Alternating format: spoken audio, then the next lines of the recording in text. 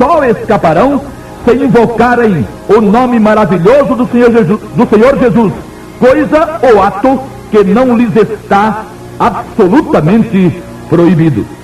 Os remidos todos já escaparam de uma eternidade de trevas e de pavor, não por ter Deus lhes dado um privilégio negado aos demais, e nem por ter o Senhor os chamado com uma tal de chamada eficaz, e os agraciado com uma tal graça irresistível. Isso não existe. Os remidos usaram a liberdade que sempre tiveram de raciocinar, de ponderar, de analisar, criados que foram a imagem e semelhança do Senhor Deus, e assim fazendo, depois de convencidos pelo Santo Espírito, apelaram para o sangue de Jesus, invocando o seu nome, e tendo, em consequência disso, todos os seus pecados perdoados, lavados e anulados no que diz respeito à culpa. E as provas de que não existe, nunca existiu, graças a Deus, uma predestinação fatalista, continuam abundantes em toda a Bíblia. O apóstolo Paulo repetiu em Romanos 10 e 15 o que fora dito pelo profeta Isaías no versículo 7 do capítulo 52. São formosos os pés dos que anunciam a paz, dos que anunciam coisas boas. Mas formosos para quem? Formosos ou lindos em que sentido? O que era que haveria de formoso nos pés de quem anunciasse o Evangelho para quem não pudesse invocar o nome do Senhor Jesus? Para quem o Evangelho não valesse nada? Quem anuncia a paz a todos e para todos. Quem anuncia coisas boas, anunciaria coisas más, se não anunciasse as coisas boas para todos. Isso seria o Evangelho Gilete. Para uns, anunciaria a paz, anunciaria coisas boas. Para os demais, traria o veredito de sem jeito, perdido, abandonado. Depois disso, qual o sentido que haveria nas fabulosas palavras do Senhor ditas aos apóstolos Pedro e André? Vinde após mim, e eu vos farei pescadores de homens. Pescadores de homens já predestinados, pescar em um aquário ou em uma peixaria, isso não seria ridículo, não?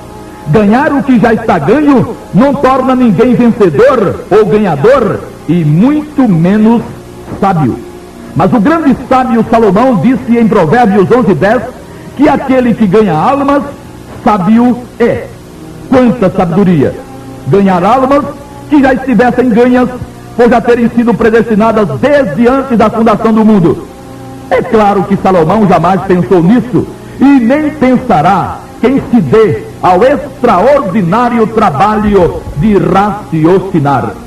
Em Eclesiastes 7:29, com a clarividência que Deus lhe deu, voltou ele a afirmar: vede, isto tão somente achei, que Deus fez ao homem reto, mas eles buscaram muitas invenções.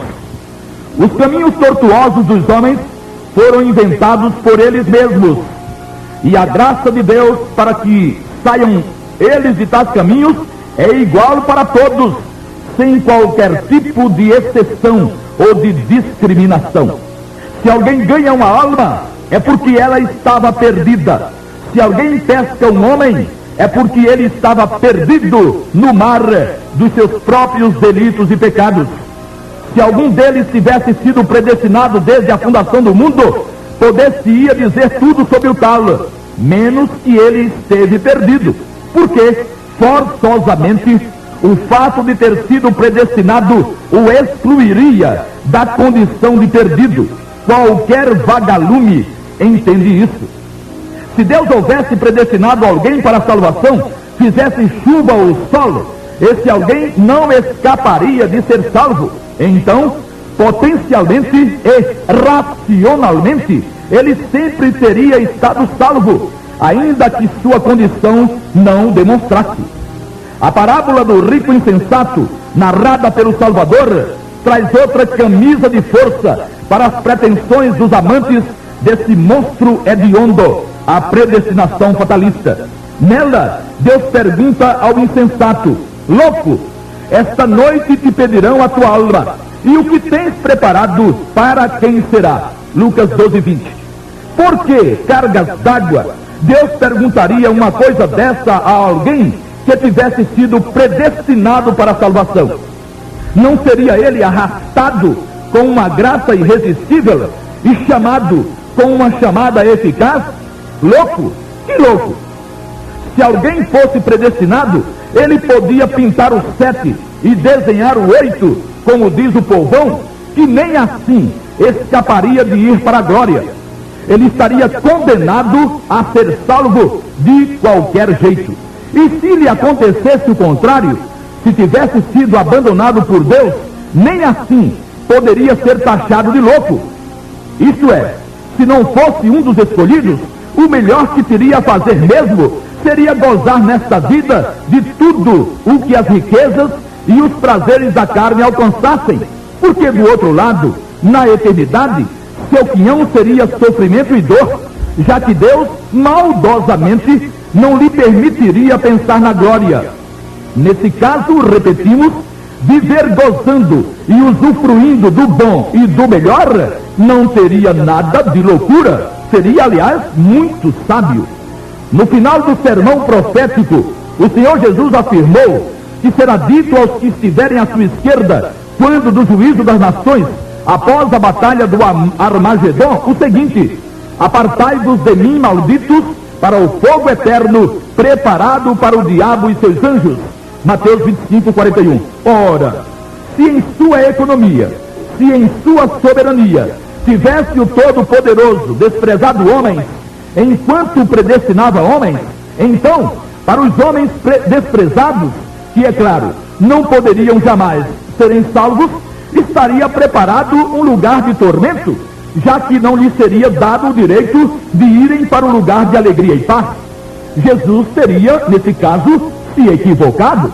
A afirmação correta deveria ser: apartai-vos de mim, malditos, para o fogo eterno, preparado para vós, que não fostes escolhidos, para o diabo e seus anjos.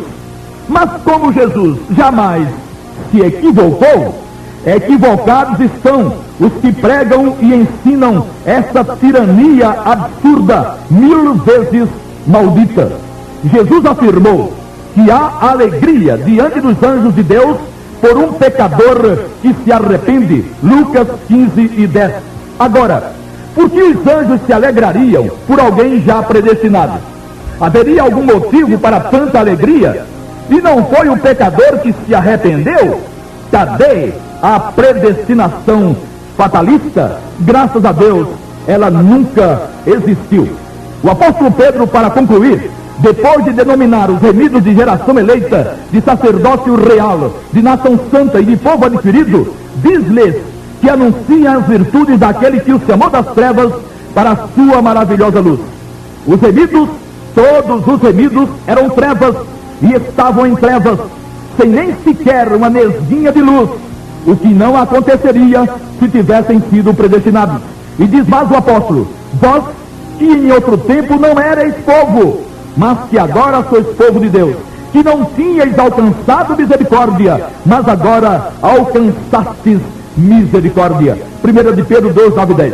Em outro tempo não erais povo de Deus. Mas que conversa é essa? Como não eram povo de Deus, se já estavam no seu caderninho predestinados para a salvação? Graças a Deus, amigo ouvinte, você está no plano de Deus. Cabe a você, aliás, tomar a decisão.